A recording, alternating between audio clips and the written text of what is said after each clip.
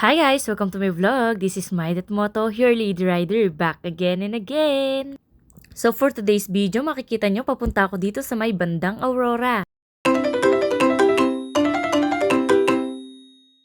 At heto sa daan, makikita nyo maraming puno ng buko. Pagka ganyan yung mga makikita nyo, alam nyo na kung saan patungo ito. Dahil sigurado, may dagat yan sa dulo. At kung eto makikita nyo yung batong malaki na yon, doon tayo pupunta. Welcome to Amco Digisit Rock Formation. Dito lang yan sa may bandang Baler, Aurora. At dito nga namin naisipang mag-day tour ng pinsan ko. Sa halagang 50 pesos ay sulit na dito. At sa mga gusto naman magdala ng tent at gusto mag-overnight, pwede kayo mag-tent pitching dito. 300 pesos lang ang tent pitching dito. O diba, budget meal sa mga nagkagaya ko nagtitipid. Pero kami sobrang tipid, hindi na kami nag-overnight. Dahil day tour lang ang kinuha namin. Sa halagang 50 pesos, nag-enjoy na kami ng sobra-sobra. Sino makakapagsabi sa akin hindi nag-enjoy tong kasama ko? Tignan nyo naman, di ba? Feel na feel ang paglangoy. Akala mo naman talaga si Rena. O siya, at teka, ipapakita ko muna sa inyo ang aerial view.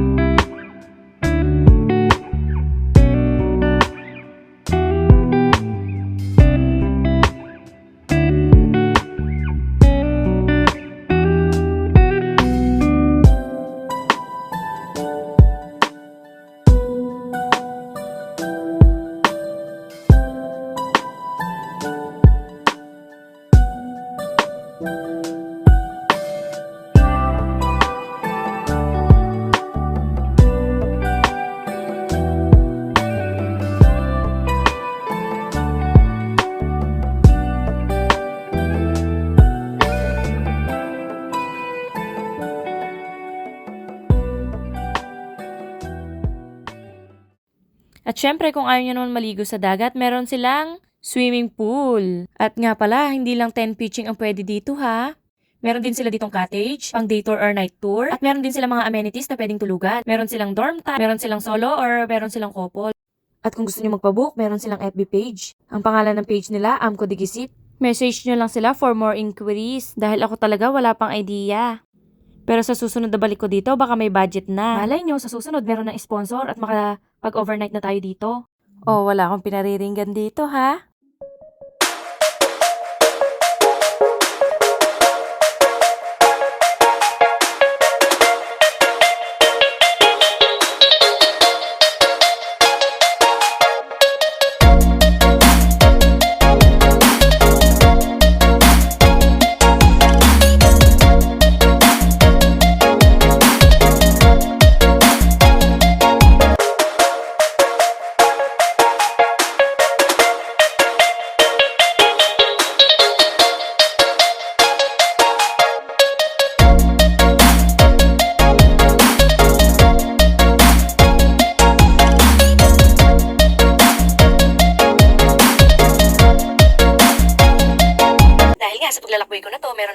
mamahalang aso. At hindi siya tahol ng tahol pag nakakakita ng ibang tao. At talagang napaka-friendly na aso.